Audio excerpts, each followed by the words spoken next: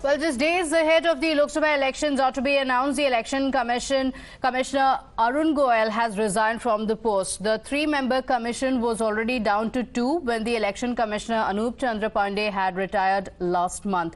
So, with Goel's exit, the commission is now left with just the Chief Election Commissioner, Rajeev Kumar. A former IAS officer, Goel took office as the Election Commissioner on the 21st of November in 2022. His tenure was in fact till 2027 and he would have succeeded Rajeev Kumar as the CEC in February 2025 had he not resigned. His appointment as the Election Commissioner was marred with a lot of controversy. He was the Union Heavy Industries Secretary when he took voluntary retirement from the Indian Administrative Services on the 18th of November in 2022. A day later, he was appointed to the commission. In fact, the immediate reason for Goel's resignation is not known yet. But as per sources, he had aired his dissent on some issues in the Election Commission internal meetings. While dissent has been witnessed in Election Commission on several occasions in the past, it's not immediately clear whether it has any connection with the resignation. In fact, politics has also broken out in no time, with the opposition training guns at the Modi government. Listen in to some reactions. I think that this government of India didn't want a free and fair election at all. Earlier, they changed the Chief Justice from the selection body of the Election Commissioner and Commissioner. In place of the Chief Justice of India, they put a cabinet minister. Now, the Election Commission become the decision of making Election Commission become one of the government affair. Now, surprisingly, just before the elections declaration, one of the Election Commission is also resigned. This is shocking news for the country. Total transparency lost in this process. How can we believe in this process? This is very much shocking.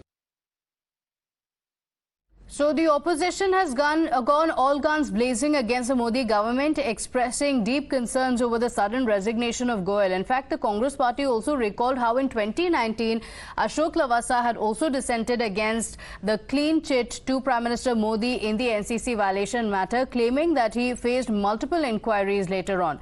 In fact, drawing parallels with that episode, the Congress party alleged that the government, through its pressure tactics, was trying to destroy democratic institutions.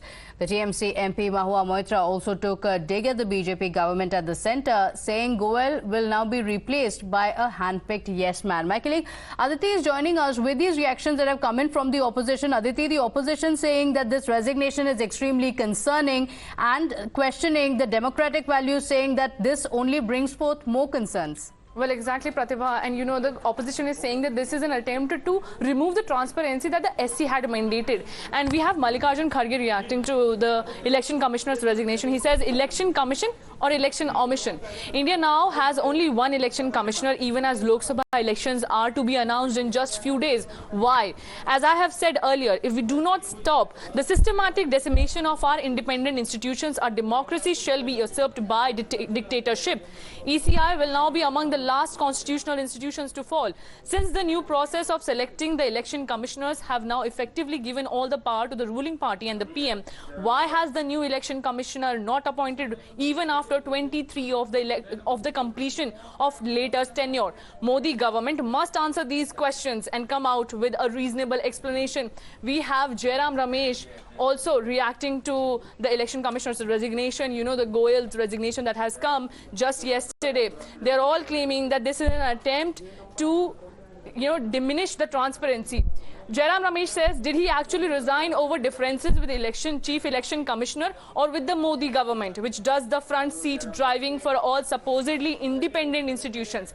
Second question that the Congress is asking is, or did he resign for personal reasons? The third question that the Congress has posed is, or did he, like the Calcutta High Court judge a few days back, resign to contest the forthcoming Lok Sabha polls on a BJP ticket? The Election Commission has for 8 months now refused to meet with INDI parties on the issue of voter verifiable paper audit trail, VVPATs, that they are so very essential to prevent electronic voting manipulation. Each passing day in Modi's India deals an added blow to democracy and democratic institutions. Okay, all right. Saying that there is no transparency. In fact, the politics over the resignation has exploded. Jairam Ramesh tweeting regarding the same. In fact, he also spoke about it and said that this should be extremely concerning for every voter in the country. Listen in. कल अरुण गोयल जी ने इस्तीफा दिया। मेरे मन में 3 कारण आए। पहला कारण, क्या उनके और मुख्य इलेक्शन कमिश्नर के बीच में कुछ मतभेद आ गए हैं? क्या उनके और मोदी सरकार जो फ्रंट सीट में बैठकर ड्राइविंग करती है सभी संवैधानिक संस्थाओं की, क्या उनके बीच में कुछ मतभेद आ गए हैं? दूसरा मेरे मन में यह आया, व्यक्तिगत कारण हो सकते हैं, व्यक्तिगत कारण बिल्कुल हो सकते हैं उसकी वजह से। पर तीसरा कारण यह भी मेरे मन में आया, अभी अभी कलकत्ता के हाई कोर्ट के जज ने इस्तीफा दे दिया और अगले दिन बीजेपी में वो शामिल हो गए और बीजेपी की चुनाव लड़ने की उन्होंने घोषणा की। क्या ये इलेक्शन कमिश्नर भी इस्तीफा दिया है ताकि वो चुनाव लड़े बीजेपी की टिकट पर? ये भी हो सकता है। तो अगले कुछ दिन में स्पष्टीकरण तो आएगा। My colleague Sabyasachi also joining us on the broadcast with the details of what's happening in the politics around it. Sabyasachi, in the peak of the Lok Sabha election preparations, even before the announcement of the dates, Arun Goel has submitted his resignation. Any word coming in on what could be the reason for it? Because the opposition has already started questioning the transparency of the EC.